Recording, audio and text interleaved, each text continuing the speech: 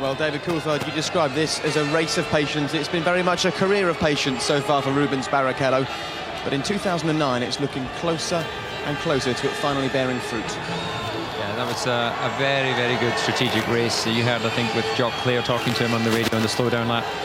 All decided through their strategy work on Saturday, and the only real person that could, or the two people that could upset that result for them was obviously Lewis Hamilton and Kovalainen. Kovalainen dropped the ball right from the first few laps, so he was out of it.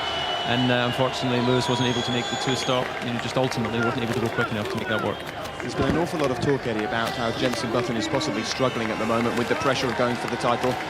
The same certainly can't be said of Rubens Barrichello. He seems, if anything, to have come alive as soon as he was in sniffing distance of picking up that trophy. Well, I think we saw it. I went to visit him, as you know, and he was just so full of energy. I think that win in Spain, in Valencia, was the turning point for him. He now actually believes that he is a serious contender for this championship.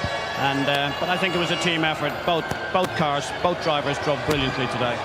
You can see the smile on Rubens Barrichello's face. There's also an awful lot of smiles as well down here in the pit lane. Don't forget, of course, we are at the home of Ferrari.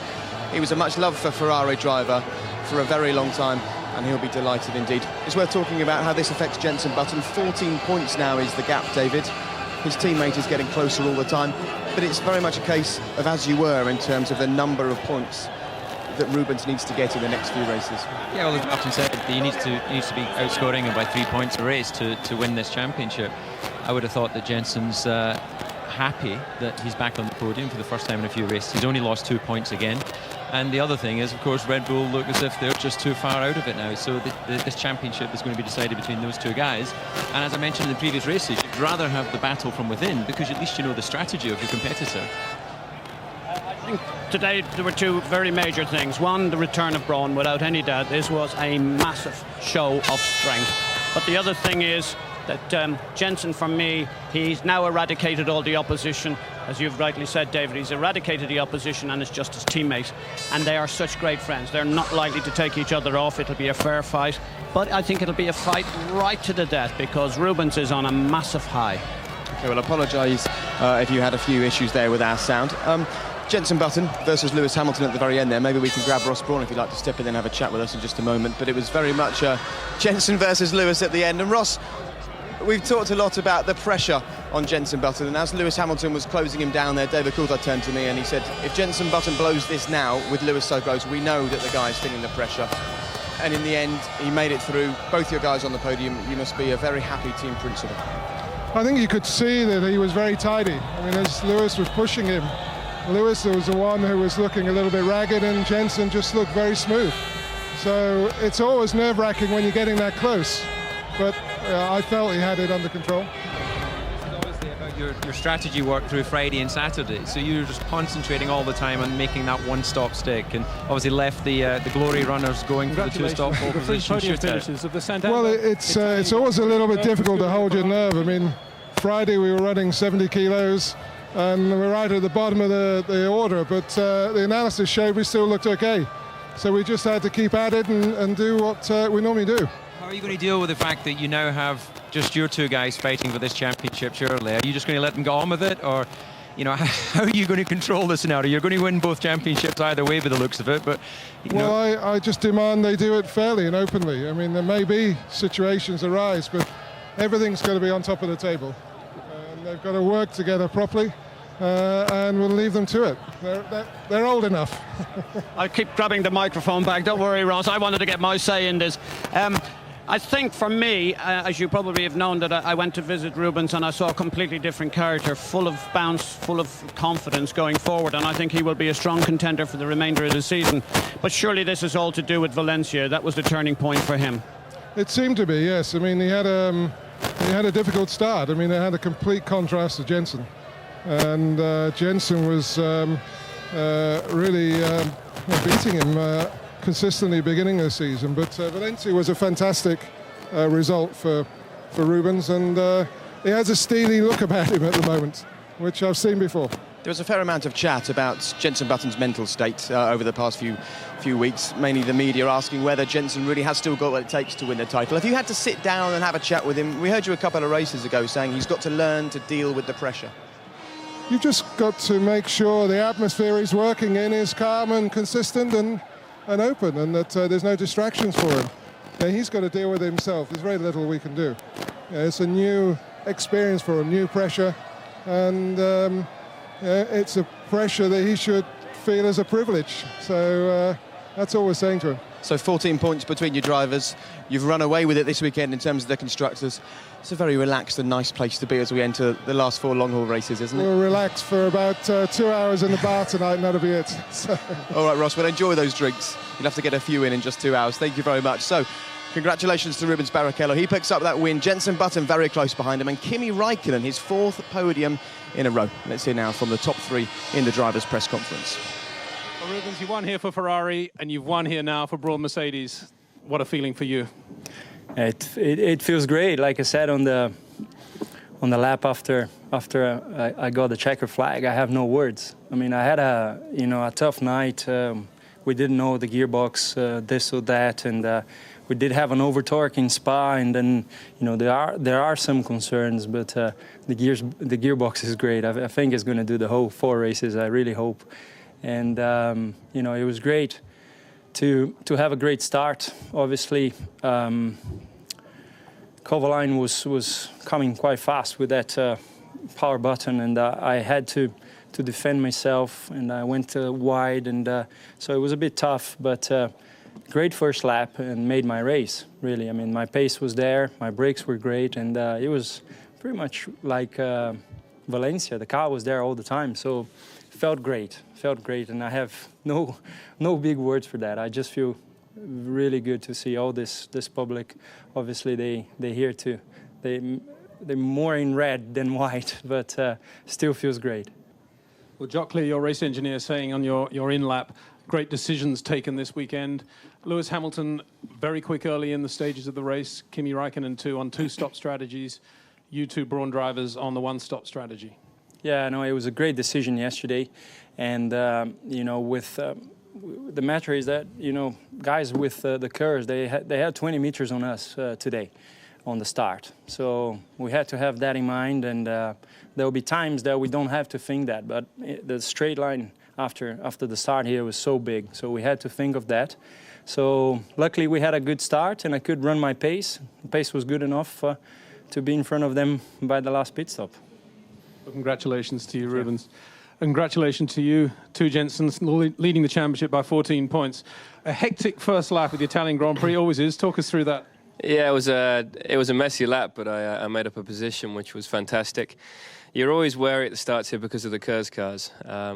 Alonso didn't get the jump, which was quite good. Rubens and myself were pretty good down into turn 1, and Kovalainen was struggling a little bit. He braked late. These 2 almost got together. And then I was sat behind Kovalainen through the second chicane. And then through Lesmo 1, I just put a nose up the inside, and he ran a touch wide. I was able to get into Lesmo 2, so it was a much needed move. If I didn't make that move, I probably would have finished 3rd or 4th in this race. So I had to make it stick, and it did. And it's nice to be back up here, 2nd position. Obviously I'd rather be where Rubens is sat, but he did a better job this weekend. So congratulations to you, man. But 2nd's good. Lost 2 points to Rubens, but gained 7 points on Vettel. So, this guy here is my closest rival. And it's good. I think we've got a good relationship, but we're very competitive people. So we're going to take it, I'm sure, down to the wire. And it was a close race with Lewis Hamilton towards the end as well. Lewis on the 2-stop strategy started to put some pressure on you in the closing stages. What was going through your mind at that point? Well, my lap times are reasonably good. I was sort of doing 25s, and I was happy with the pace. Towards the end of the stints, I seemed to have better pace than at the starts compared to Rubens. Lewis started pushing on the last 3 laps, and the team, shoved. My engineer was getting a bit excited. You got to use mix 2, use mix 2. You need the extra boost, and I think I had him pretty much covered anyway. It's very difficult to pass here, even with KERS.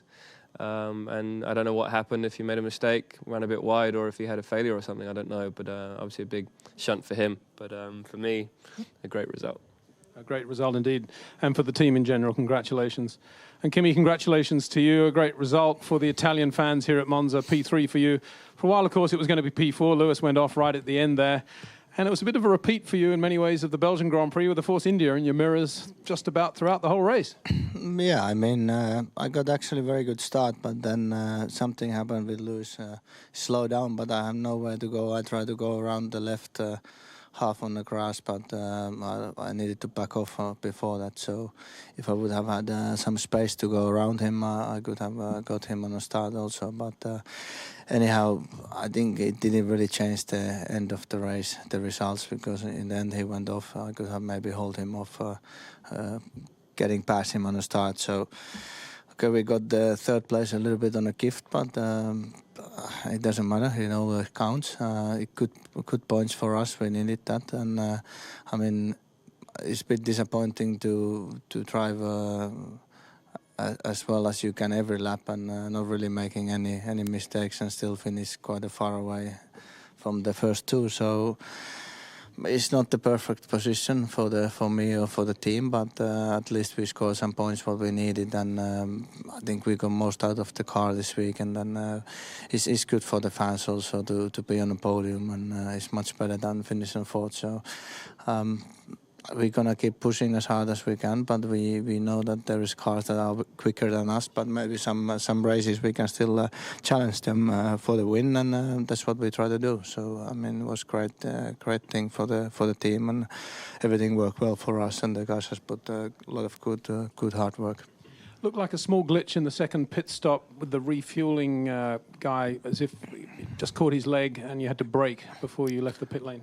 I was in a hurry to get out because I knew it's gonna be very close. So actually, I think the lollipop guy just moved a bit the lollipop, and I was ready to go already. And then he put it back down, and I stopped. And luckily enough, no, the fuel rig was out, and nobody was under the tires, so I could go. So we lost a little bit time, but not too much. I mean, it would not be enough anyhow for beating McLaren on a pit stop, but we could keep the Force India behind. So in the end, didn't make much difference. Congratulations Thanks. to you, Kimi. Rubens, just returning to you for some final thoughts.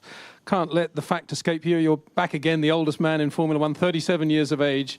What a rebirth of your career. And to do it here at Monza, a second win of the season, a great win for you.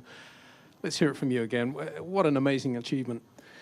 It feels great. I think it is a winning year, whatever happens, because, you know, we got to remember that it's not long ago that we had no jobs. It was, we didn't know what was going to happen, and so we finally driving a fantastic car with a fantastic engine, with the team doing a fantastic job. I mean, I must thank them for all of their efforts. I mean, the strategy was great. I mean, it was really good. I mean, the work that we put on Friday was fantastic to achieve this car. So really good. I mean, you could see that we both had different tires, different strategies on tires, but at the end of the day, the car was good on both of them. So it just feels great. I'm going to give my very best. It's going to be a good and a healthy fight, and I'm looking forward to that. So Rubens Barrichello is looking forward very much indeed to the final four races of the 2009 season. He will feel very much like he's in the hunt for the world title. So there we go. Congratulations, Rubens Barrichello. His second win of the season, just in front of Jenson Button, but he'll be delighted that he's back on the podium. 4 podiums in a row for Kimi Raikkonen from Ferrari. Adrian Sutil of Force India will join us very shortly. A great finish for him, just in front of Fernando Alonso there.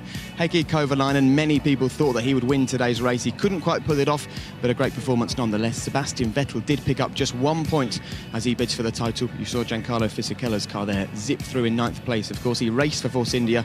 He gave up that drive to join Ferrari and finished behind his former teammate today. And having a look at the back here, Hamilton in 12th, of course. Nico Rosberg, a day to forget for him. Where will he be driving next season? And a couple of the other guys that didn't finish, Al Ghashwari, Robert Kubica and Mark Webber, who had a coming together there on the very first lap, which really hasn't helped Mark Webber out one bit, has it? He now sits down there in 4th position, 51.5 points. He's looking very distant now indeed from Jenson Button with 80 points. Rubens Barrichello's just 14 points behind him. And having a look at the bottom selection of the drivers who've been picking up the points so far this season, only 2 drivers yet to score now. After Adrian Sutil picked up 5 points for Force India, he'll be very happy indeed. And this is the way that today's result affects the Constructors' Championship. Brawn GP, 146 points. They're now 41.5 points ahead of Red Bull, but there's still 72 available. I'm pretty sure that Ross Brawn must feel like he's got one hand on that trophy, and we'll find out what he thinks a little bit later on. Right, let's have a chat now with Adrian Sutil. Adrian, congratulations. You are a point scorer in Formula One for Force India. How do you feel? I feel really good. It was a great race for me, and I really enjoyed it.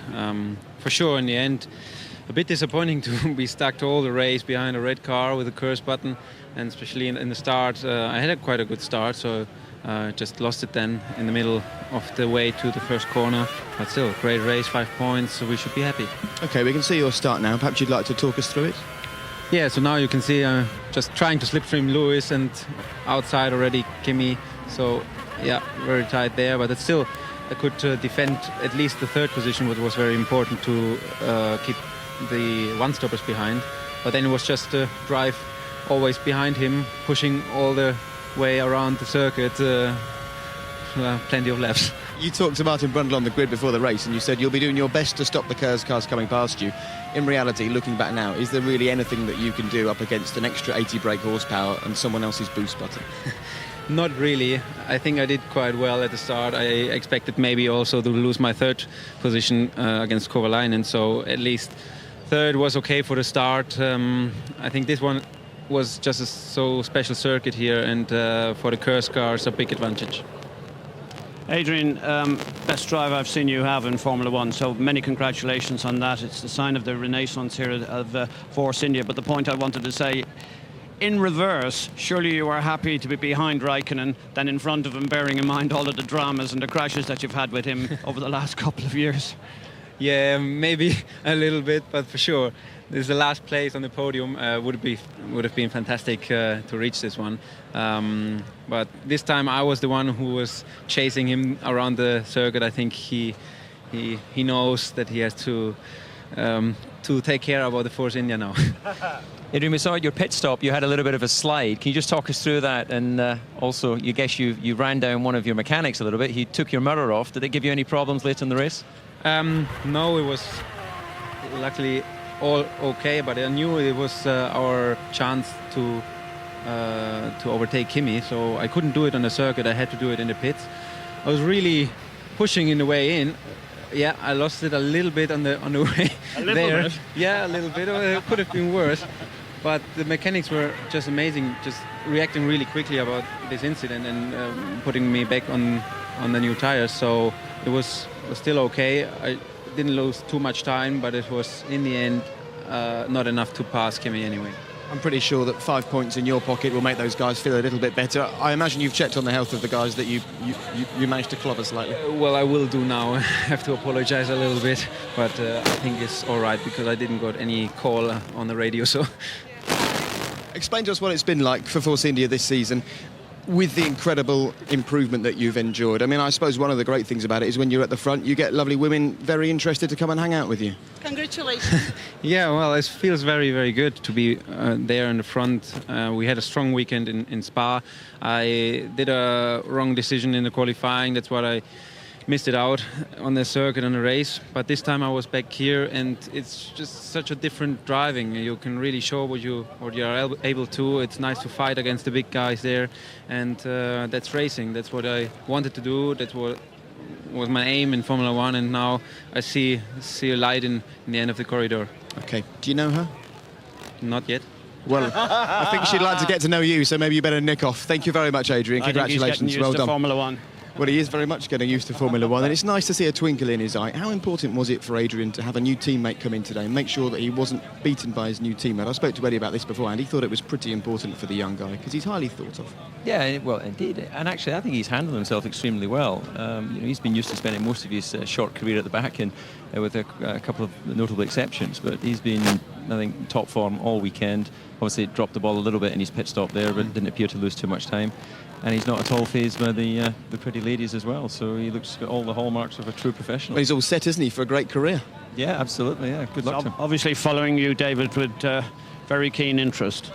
Well, I'm just unfortunately we were in vision when he was when he had the lady there, which thankfully my fiancée is here rather than sitting at home watching on telly. All right, well, let's have a talk about Lewis Hamilton. Adrian Sutil, of course, was one of his teammates in F3. They used to actually share the front row of the grid and the press conferences then.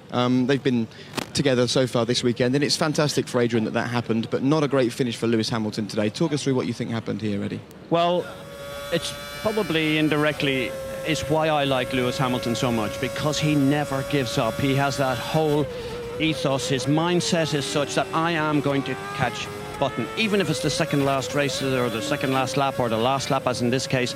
But that's what I like about him. He's an absolute racer, he's a charger, and he will become world champion in years to come. Sadly, it's not going to be this year. Yeah, well, you can just say we were joining him in the car there, and what's happened is he's got out onto this artificial grass behind the curb. And you know, it's probably the first time he's been caught out there in the race, and he's just back ends come round, and it just, these cars rely so much obviously in keeping their impact in the aftermath of the incident. That's one sorry looking McLaren, but actually I don't think the team will be, you know, they'll obviously be disappointed to lose the points, but I think that Eddie's made a good point there. That is the essence of what makes Lewis the racer he is. He was pushing on the last lap, trying to see if he could put pressure on Jensen and maybe pick up an extra point, and in this case, it hasn't worked out for him, but if it had, he'd be looking like the hero. OK, well, you think they might not be frustrated. Let's find out. Let's hear from team principal Martin Whitmarsh. Well, Martin, I tend not to ask people how they feel after incidents like that, because it's pretty obvious, but what are the emotions in the garage? Well, I've not been to the garage, but obviously the team's really disappointed. I think Lewis is just a racer, just pushes and pushes, and that's what he was doing. He just had a purple sector. He was racing to the very end, and that's how he is. That's not how, you don't want to change that in a great champion, a great racing driver like Lewis. But obviously, real disappointment that here he had a suboptimal strategy, probably 7 seconds slower than a one-stop. He was there though, fighting with the Brawns at the end of that race. So he was, you know, the ever competitive, just pushing like hell. Did he explain what happened? Did he just lose it?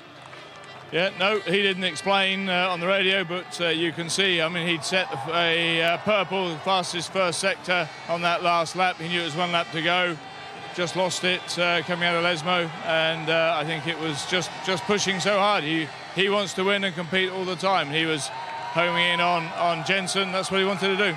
And there were never any thoughts from your side of telling him just to bring the car home? Well, you know, there are now, of course, but I think we're a racing team. He was there to push, and he's a very, you know, now an experienced racing driver. It's not in his spirit and his mode. And, you know, we can criticise ourselves, we can criticise Lewis, but that's what makes Lewis the great racing driver and the world champion that he is, that he pushes every single lap as he did throughout this race. You know, it didn't quite work out for him this weekend, and it's disappointing, but you know, we'll rebuild, he'll rebuild, and we'll be in Singapore trying to win that race. Thanks, Martin. Well, as David Coulthard suggested, McLaren accepting that if your driver is going to push at the front and go for it, then these are the things that happen. But what does Lewis Hamilton himself think? He's with Lee Mackenzie. First of all, Lewis, it's good to see you. It looked a pretty big hit. Are you okay? No. Built like a rock, so it's all good. Just tell us about that last lap. Were you pushing hard? It looked as if you were pushing pretty hard. Every lap I was pushing like a qualifying lap, so it's to be expected. You know, we didn't have the pace, and I was pushing as hard as I could. I can only say I'm sorry to the team. They did a great job, and we weren't quick enough this weekend, but I did all I could to catch the Brawns and to win it for them, and apologise to all my fans, and send my love to my family, you know. And you say you weren't quick enough this weekend, but that pole position, and you know, you were trying every lap. We were saying every lap looked like a qualifying lap out there. What is the progress still like going on within the team and on this car? I would say it's a lot better. You know, the car was still good today, just not good enough. But you know, the Brawns were just a little bit better. But no, I mean, we've got some upgrades coming, and hopefully that would help us have that little bit edge. Maybe I won't have to push 130%, maybe I can push 110%. Well, I think even 110% would be impressive. If anyone could manage that, I'd be amazed. Lewis Hamilton, was keen for some points today. He looked good. He was on pole position, even though he had quite a light fuel load. Let's have another look at the start now and talk us through it from your point of view. Well, indeed, here we go. Off they go. It wasn't actually a great start for him. You can see there that he's being a little bit under pressure from the Ferrari behind, which tips the wheel out onto the grass. But nonetheless, once he gets the momentum going, obviously releases the KERS and a little bit on the inside, but successfully hits that apex. And as Martin said, it was actually full marks to all the guys here for pretty much getting through there. I think it was only Glock who missed the first chicane, but that was a very tidy first lap in comparison to previous races. And then you can see here the Kovalainen on board had released his KERS, trying to take advantage on Button and the Brawn. But he defends nicely into normal braking point, actually, as a reference of that bridge. And obviously they get out of the throttle a bit earlier in the first lap. Once again, you can see Raikkonen being squashed there a little bit onto the grass, but pretty much the whole field gets spread out nicely before the braking zone. So I think that's why we got away with no damage. Well, let's have a look at the point of view from Jenson Button's car. This is on board from the start, David. Yep, good release. Gained a little bit of position there, and Kovalainen in front of him. And then look at that, the gap opens up nicely for him. He's on the inside. He'll be feeling pretty comfortable with that. And it's just a case of trying to spot your braking point now. What was it? Yeah, you can see just a small touch there between Kovalainen and Barrichello. They all bunch up through the second apex. And actually, Jenson wasn't really able to make too much use of that on exit. Quite slow on traction. This is Kimi Raikkonen? Yeah, on board with Raikkonen here. And look at that, right up behind Hamilton. It just shows how Hamilton's initial getaway wasn't good. But he loses that momentum by going on the grass. Obviously, just spinning the wheels a little bit and then cautious through the first corner. Could have been better, but nonetheless, it was a tidy start for them all. Bar Jenson Button, we've taken a look at a few KERS cars there already. Have you changed your opinion of this boost button that can be used in Formula One? And do you think, possibly more importantly, the teams have changed their opinion of it now? Because I think that's hands up. Yeah, I think it's proving to be very exciting. What has changed is certainly McLaren and Ferrari to some extent, because you can see Fisichella's not at home with it yet. But the teams, the drivers, the mechanics, it's a different way of driving because it's different braking, it's different accelerating. The whole thing is a different experience. And as it's unfolding, it's proving very exciting because we saw the different changes. And, you know, it even swallows up people like Jenson on that particular lap, which I think he drove the first lap very tentative because he has to. He's defending a championship. But if it was a free-for-all races, he wouldn't have been like that. He would have been right on the KERS cars. It's interesting because KERS is great at the start, but when you're in the race, as Adrian Sutil was, you just can't get past the guy that you want to. You can drive as well as you like, but if he's got extra power when he needs it, you're never going to be able to take him. Yeah, that said, though, the straight line speed of the Force India has been pretty impressive. If you remember back 2 weeks ago in Spa, they were right up there nip and tuck with the pace of the Ferrari in that first sector. And then again here, that first sector was something that McLaren had shown good pace using the KERS, but Force India were right there. So, you know, it gives McLaren, I believe, 3 to 4 tenths in performance. Now, that tells you what they're lacking in the car to have the same sort of pace as a Force India or Brawn car. Rubens Barrichello has been on form the last few races. Jenson Button looks to have returned to form today. You would say that the cars that are off form at the moment are the Red Bulls. David, can you shed any light on where the issue has been for Red Bull for the past few races? They're not delivering the qualifying pace, and once you're out of position at the start of the race, then you're in dirty air, and the further down the field, the dirtier the air gets, and you just can't deliver. You know, the top speeds are down. If you look at the first few cars on the grid, they've all been Mercedes-powered engines. And at the moment, you know, they've got to work out how much of that is drag on the car and how much of that is a deficit in the Renault engine. What do you think is the situation then in terms of this engine? Are they going to leave this Renault deal and go with a Mercedes engine? I think they're trying to. I think a deal has been effectively struck, maybe not on paper, but there are rules and regulations. The Concord Agreement is very clear. I think it needs the approval of the FIA. No one team, like Mercedes, can dominate a whole grid. And I think that's for a very valid and reasonable reason. But if I was Red Bull and I needed a Mercedes engine, I'd be beating the door down to make sure I got it. Hell or by high water. I don't care how I got it, but I'd want it. It's been so tight and so close this season. Qualifying has become so important, and if you're not quite on it, you qualify in the middle of the pack, and then all sorts of problems come your way. And we saw that today again with Mark Webber. When you're in there, you can get yourself into trouble quite easily. Yeah, you're right in the middle of the pack, and if you join them here down to the second chicane, you can see he just gets tipped there on the left rear wheel, the BMW, and that's just enough to point him the wrong direction. And of course, he doesn't want to be going there, but he doesn't have the benefit of a lot of lock on these steerings. But there you go, look at the contacts as they go through the apex. Two cars, just not room for them. And once it's sliding, even at a relative low-speed corner like that, he's out of it. Have you had a chance to speak to Mark Webber? Sorry, Jake. Have you had a chance to speak to Mark? Well, I saw him when he came back into the energy station, and he didn't look like he was in much of a talking mood, so I thought I'd let it go. He realises that today that pretty much cements this championship's over for him. What is interesting, first time in a very long time, a car other than a car on the front row hasn't won here. So really, the whole Kerr's thing and the two stops, it has played absolutely into Rubens Barrichello and Brawn's hand, including Jensen, of course, because they stayed away from the showboating, but you said, and they delivered today. Very emphatic, very strong performance. Yeah, the key guy here who didn't deliver was Kovalainen. This was a great chance for him to do exactly what we saw Rubens do, and he just didn't get the start, didn't get the first 10 laps running properly, and you can see how it slips away from you. Webber, of course, though, is going for the title. You might find this hard to answer. Is Mark Webber's title push now over? I think it's going to be extremely difficult from there. Yeah, absolutely. There's 5 races to go, and it's going to be a tall order to pull that back. Eddie? I think you mean 4, David. Yeah, that's exactly what I meant. Eddie. I was checking you were on the money. Look at that, Eddie Jordan correcting David Coulthard. I never thought I'd see the day. Gracefully, I might add. Very gracefully. Let's talk about Ferrari. Let's talk about Giancarlo Fisichella. Fisichella came out after a pretty dismal qualifying session yesterday and said, if Force India win the next 5 races, because there were 5 races then, I would still stick with the decision to go to Ferrari. Can you understand that, Eddie? As an Italian, possibly. As a racing driver, never. It was completely the wrong decision. OK, it's coming near the end of his career, and perhaps that's a great thing to have there in 10, 15 years. I drove for Ferrari. But, here's a chance he could have won this Grand Prix in his home country, in Monza. What a miracle place this is, to say that you've had the chance to win here. And I'm sorry, I can't. It makes me fear about the logic or the mental aptitude of how he goes into a race. The driving for one brand further down the grid is better for him than actually challenging for a race win. I don't understand it. Well, I think it's a long-term decision. Force India can't offer him sort of ambassadorial roles and test roles and maybe the opportunity to race further. We don't know what's going to happen with the Alonso, Raikkonen and Massa situation.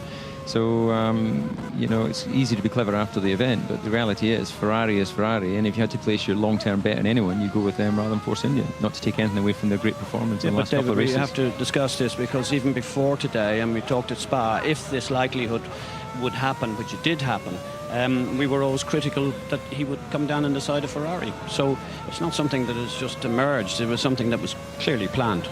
Well, good to get your thoughts. Let's get the thoughts of Giancarlo himself. He's been speaking. Giancarlo, finishing inside the top 10 at your home Grand Prix in a Ferrari. Is this what you'd been hoping for, or were you hoping for more? Yeah, just close to the points. It's good. It's good race. It was important to get to the end of the race and manage the feeling with the car, getting better with it. Now I'm more comfortable. I drove very well. I was quite good with the soft tires, especially at the end of the first stint. Then with the hard tires, I was struggling a little bit. But considering all the weekend, I think it's quite positive. I know I can learn, I can improve quite a lot. So for next race, I'm much more confident. I imagine it was an extremely busy weekend. Have you had time to enjoy it as well, though? Yeah, I'll have a rest. I will be very concentrated. Gonna work in the factory for next few days, but I'm fine. Yeah. Well, Stefano Domenicali, Ferrari boss, it sounds like you're going to see quite a lot of Giancarlo Fisichella over the next few days. He said he'll be in the factory and he'll be working hard, but that's music to a boss's ears, isn't it? I mean, I think that that's what we need to do. I mean, we need to make sure that he will do everything in order to be able to understand the car. That is not as easy as he may thought before. It's more complex, and he has to work hard with the engineers in order to make sure that 4 races to go. We need to maximize our score if you want to try to be third. Looking at how he developed in the car through Friday and Saturday morning, it looked like he had a lot of difficulty in the entry phase of the corners, locking wheels. How much of that is the brake material you use, or how much of that is the Kerr system? I mean, I think I would say if I have to put a priority, is more the second one than the first. But for sure, you're right, David. I mean, it was not really perfect, but I think that today we were not quick enough, to be honest with you, and we were in a way, Kimi did a great race, did the maximum out of what we could have done, and we were lucky at the end because Louis had a crash, and I can imagine what's the feeling in McLaren, I understand, and also in Louis' head.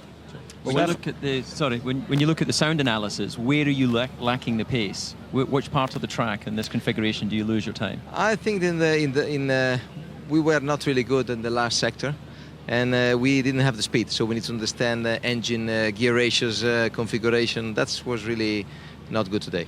Well, you clearly know yourselves inside the team.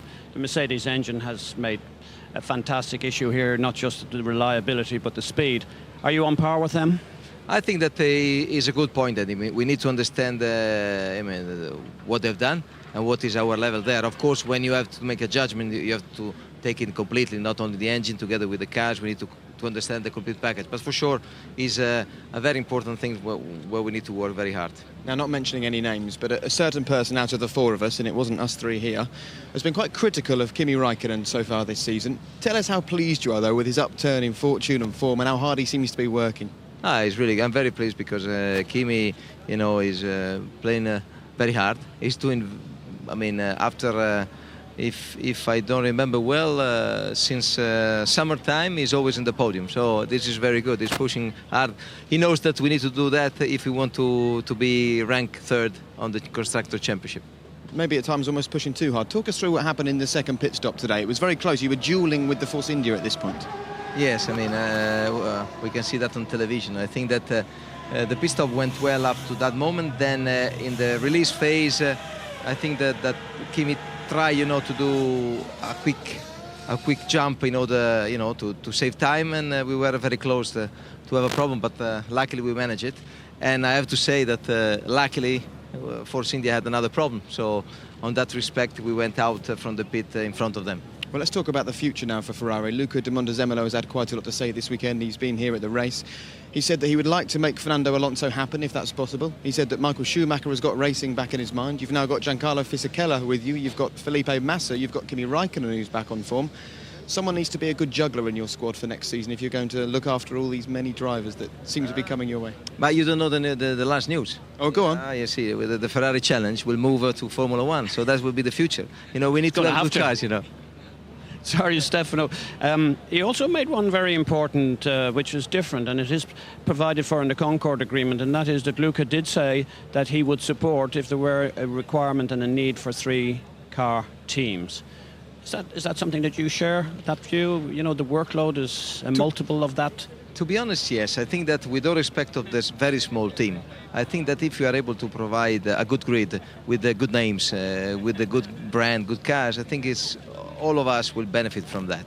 So I think there is a route that even if I know that Max doesn't feel that is the right choice, I think that we should develop and think more in order to see if we are ready or not. Okay, Stefano, good luck chasing that third place. But before you disappear, a word, if you can, on the state of Felipe Massa at the moment. What's the latest news health-wise with him? Yes, he's very good. He's progressing. Was on the telephone just before coming here. He was, he's like a horse in I don't know what's the English for that, but in a stable, try to get out soon, but it's better to do step by step. But let me congratulate with the Brawn car, with Ross, with Rubens and Jenson Button, because they did a fantastic race today. Okay, Stefano, thank you very much. Thanks. Off you go. Well done. Well played, thank you. Right, well done, Stefano. Let's talk Fernando Alonso. There's been a lot of speculation over his future, of course. If there's one team people might be expecting him to go to, it could be Ferrari. He's driving not a red car at the moment, but perhaps he will be next season. That's Fernando Alonso's start, and it wasn't a bad race for him at all. He's picked up points, he finished 5th, and here are his thoughts. Fernando, 5th today. Tell us about your race. It was good, I think. Obviously, we were expecting more, especially from the start, with the cars fitted. We didn't make any places there, so then we fight until the end, arriving 5th. I think it's good for us, good points, but obviously we want a podium before or later. Tell us about the cars. Is this something you're going to keep on for the rest of the season? We will think. I think we will see race by race. I think for sure Singapore not, because there are too many corners, too many things to do in the steering wheel already in Singapore. Japan maybe not, but Brazil maybe come back again. Have the pressures that have been going on this weekend been a distraction? No, I think the team is totally focused on the job, and we did, I think, the maximum this weekend, and we will keep doing the same. We know, outside the team there is a lot of attention, but the whole technical group, we are fully concentrating the job. Well, Fernando said to Lee McKenzie before the race today, Eddie, he said, I'm not necessarily the most talented driver on the grid. There are a few people that might disagree with that, but he did say, I think I might be the most consistent. And again today, a consistent performance and some points for Renault at a time when they need them with all the stories that are washing around about them at the moment. Well, he's the consummate professional racing driver. He gives it his all. Martin hit the nail on the head when he was doing the commentary. This guy is arguably the best driver in Formula One in his opinion, and there's not many would disagree with that. He's a double world champion. He delivers every time, and if you're looking for a good driver, and it's no secret why Ferrari would want him, because what he brings to them is this consistency that is not always there. It wasn't there with Raikkonen in the beginning of the season. You will not find that with Alonso. Well, consistency is what McLaren are desperate for Heikki Kovalainen to show. They want him to do it in the race, and again today there was an issue, wasn't there, when the race began, despite good pace in qualifying, David? Yeah, once again we've seen great pace in qualifying, fuel corrected, but you don't get any points for that. And here we see at the start of the race he'd actually clipped the curb coming out of the second chicane. That allowed Jensen to get a run on him in the first Lesmo, and then once Jensen's got his nose in, look at that, it's all over. He just sneaks in the inside of the second Lesmo, and that's forced Heikki out wide a little bit, picks up some dust in his tyres, and he's on the back foot the whole first lap. So we get the aftermath of Mark Webber's spin there. But you know, Heikki really needs to analyse what's going wrong in these first few laps, and if he can't get on top of that, then I've got to say that his chances of ever becoming a real number one are going to be limited. I think his chances of retaining his seat in McLaren are nil. Today was the sign-off. He had every opportunity. He was clearly one of the favourites to win this race, and he drove poorly. And I've yet to be convinced about him as a complete racing driver package. I don't see where the aggression is. I haven't seen it, and I need to see it to be sure that he could be a world champion. It's not there. Is that what it is, an aggression issue? It's absolute total confidence, and with that total confidence is a form of arrogance, and arrogance and confidence combine to make great drivers, and you need it, and he's too nice. He's a nice man. There's no place for niceties in Formula One. Says Eddie Jordan. You're a nice man. Right, let's walk down to Brawn, because I'm sure there'll be lots of celebrations going on there. But at the moment, so many drivers are worrying about their futures, David. How much is Heikki Kovalainen's stock being damaged by his inability during the race to replicate what he does in qualifying? Well, McLaren and especially Martin Whitmer have been very supportive of him publicly, and you know that doesn't surprise me knowing how McLaren work. But the reality is, you know, you've got one guy finishing significantly further down the track than the other, and you know, if he's going to have a long-term future in McLaren, then at worst he's got to be a really good second, you know, wingman there and picking up. You know, if Lewis is finishing first, then he's got to be picking up seconds and thirds and fourths. But, you know, he just went backwards at the start of this race. Now, one race, of course, doesn't make you a bad driver, but he's consistently this season showing a lack of pace at the beginning of Grand Prix. And I just can't figure it out, because he's delivering the pace in qualifying. So it's not a speed issue. I'm not sure it's actually anything to do whether he's a nice guy or not, but there must be something that happens at the start of a Grand Prix that doesn't allow him to deliver. Yeah. There is also a little adage to that. If you cast your mind back, the Alonso-Hamilton era, one pushed the other, and you always need a teammate who's going to keep you honest and make you push hard. And that's not the situation. I know in Hamilton's case you don't need someone to push him hard, because he's absolutely on it every single lap. But generally speaking, two high-class teammates is what's required, and I think that is the benefit what Brawn has. If Button can't win, Barrichello is there, and vice versa. It's a fantastic team. Well, that's what's been happening all season, and that's what Ross Brawn will be hoping is going to happen for the final four races. It's very much Rubens Barrichello and Jenson Button gunning for the title. How's Jenson feeling after today? He's speaking to Lee McKenzie.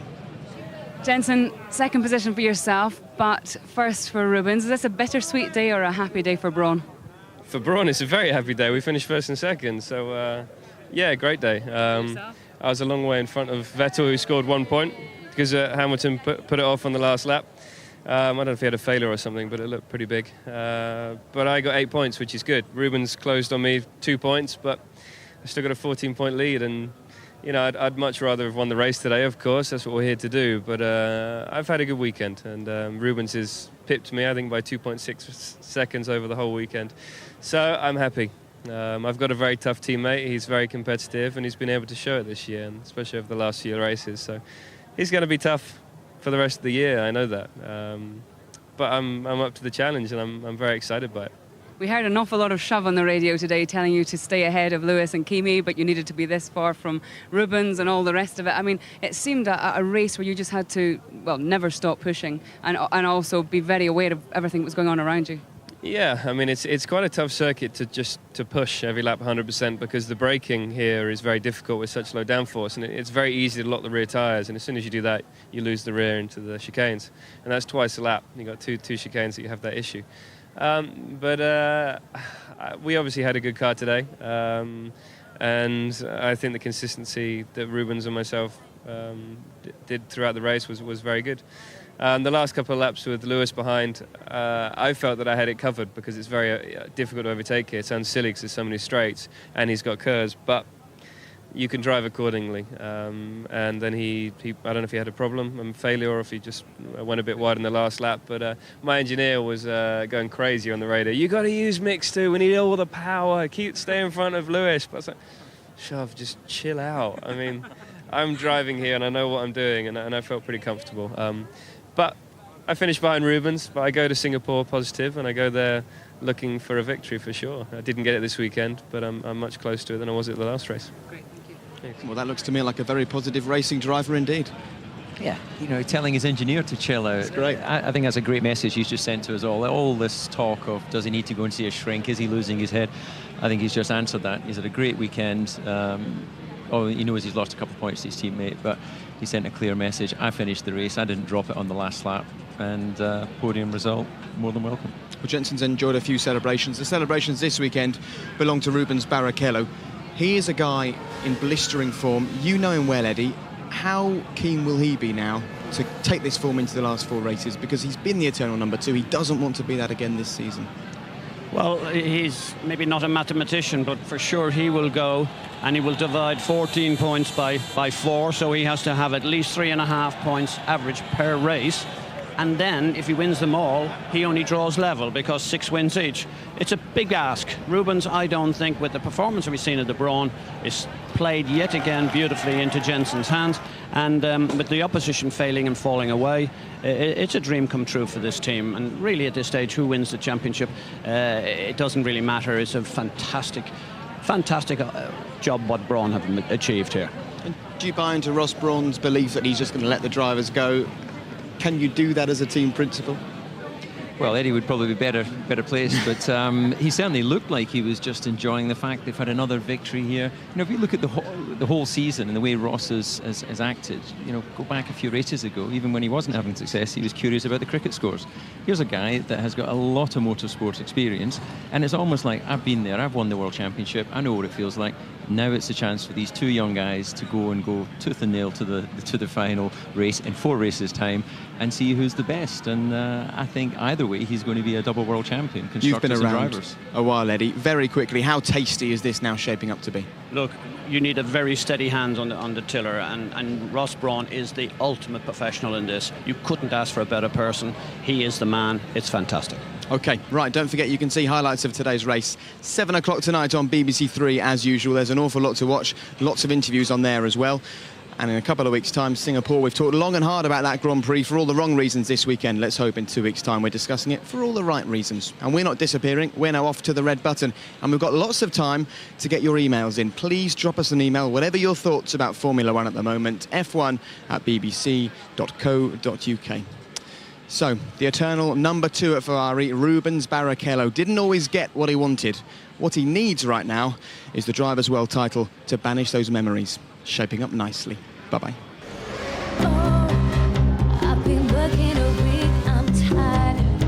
Mark Webber, and it's put a dent in his World Championship hopes, hasn't it?